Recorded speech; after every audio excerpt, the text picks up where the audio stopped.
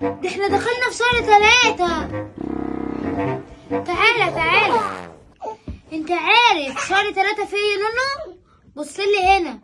انت عارف في شهر 3 فيه ايه؟ تعالى، في عيد الام. ماشي؟ انا عايزه هديه يوم 21/3 انتوا الاتنين تجيبوا لي هديه. ماشي؟ سمعت؟ احنا في شهر 3 المفروض تحوش عشان تجيب لي هديه. ماشي؟ تجيب لي هديه اول عيد ام، وانت معايا انت والنونو هتجيب لي هديه. هتجيب لي هديه.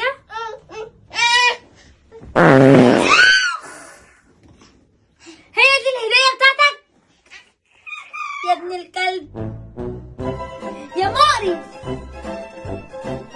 تعالى انت يا نونو، انت جميل يا نونو، انت جميل يا نونو، انت جميل. حتى انت امشي عند اخوك يا معفنين يا ولاد الكلبه.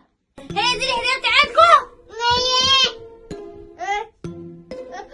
مش عايزه امشيكم حاجه وهسيب لكم البيت وامشي. اشبعوا بيه.